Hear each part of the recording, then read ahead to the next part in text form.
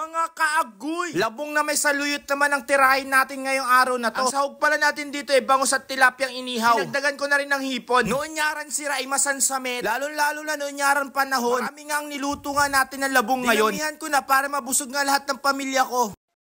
Ngayong araw mga gar, hindi karne ang ating titirahin ngayon. Kundi magluluto nga tayo ng gulay na labong. Pumunta muna nga kami ng palengke ng ate ko para makabili nga ng gulay. Ngayong araw kasi ito kasi ang cravings natin. Dahil nga may nakita kasi ako sa rep namin, inihaw na tilapia at bangus na hindi nagagalaw kaya ipang sasahog ko na lang. 3 kilong labong nga ang iluluto natin ngayong araw na to. At maraming saluyot nga rin ang binili ko. Katagalan nga lang sa pagtatanggal nga ng dahon ng saluyot. Dahil nga napakaraming ang nabili natin. Uy, flowers for you. Umabot nga ako ng 15 minuto bago nga matapos. Ito pagtatanggal ko nga ng dahon ng saluyot. Alam nyo ba ang saluyot ay napakadulas? Pwede yan sa ano yung ganitong luto, ayos na yung bagoong. Abay, wala naman na ibang kapaner kundi bagoong lamang. Hinugasan ko muna nga ito para malinisan nga. Kapag ganitong luto talaga ay mapaparami talaga ako ng kain. Ultimate favorite na pagkain ito siguro yung masasabi ko napakatipid lang kapag iluluto. Konti lang kasing sangkap na kailangan natin dito. At dahil marami-rami nga ito, nilabas ko na nga yung talyasi ko. Sinabon at hinugasan nga ng maigi. At pagkatapos din tirahin na natin ang pagluluto ng labong. Abay, kwento ko lang sa inyo. Dito sa Pangasinan, kapanahunan yan. Lalo na kapag umuulan nga dito. Mabilis nga lang tumubo yan sa kawayanan. At kapag meron kaming nakitang ganon, kinukuha namin. Kapag walang may-ari. Pero kapag merong may-ari naman, ninanakaw namin. Sis, joke lang po. Siyempre, magpapaalam. Sasabihin sa kanila kapag naluto na, bibigyan na lang sila. Ganun lang ang technique. Para makakuha nga ng labong. May katigasan nga ang labong. Kaya siyempre, pakukulin natin yan ng mga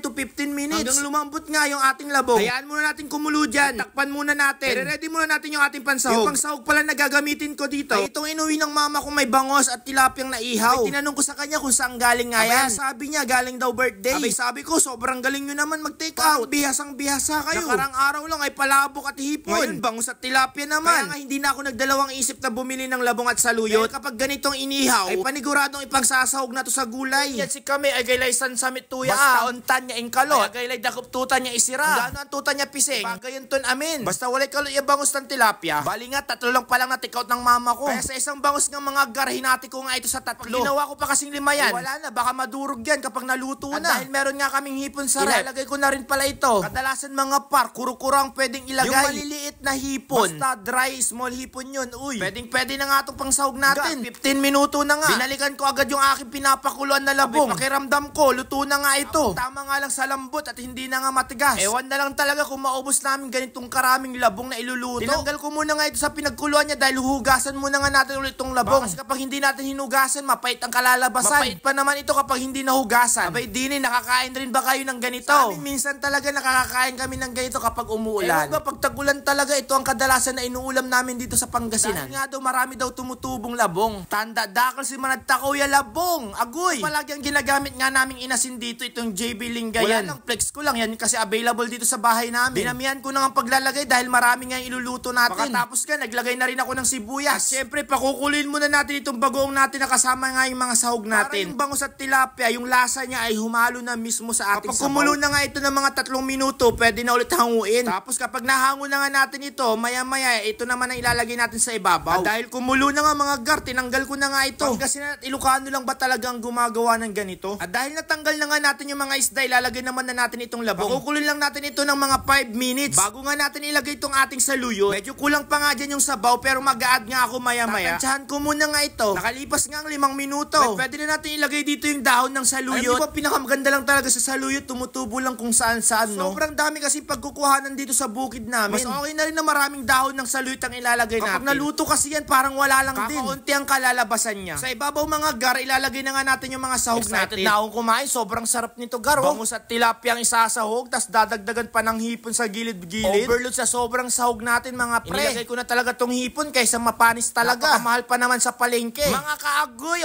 eto na nga yung ating labong. Agaylay sarap tuya. Sobrang sarap naman ng gulay na ganito mga pre, lalo na yung sahog natin. Panalo talaga ang ganitong mga pagkain. Basta pagkain Pinoy, ay sobrang sarap. Tatakpan ko muna nga ito ng mga 3 minutes. At after 3 minutes, ganito na naging itsura. Kailangan na natin to haluin. Dahan-dahan lang ang paghahalo. Para hindi nga madurog yung ating mga sahog. Sobrang perfect na perfect itong pagkakaluto natin na labong. Ay tara dito sa bahay mga pre, kain tayo. Pwede na tong tirahin mga kaagoy. Luto na nga yung ating gulay. Ohoy, sobrang sarap. Taob na naman ang kaldero nito. Kung umabot ka pala sa video ito, paki-comment naman kung taga saan ka para lang kung saan napadpad ang aking vlog. O siya, hanggang dito na lang muna. Maraming salamat sa panunod. Bye-bye, agoy!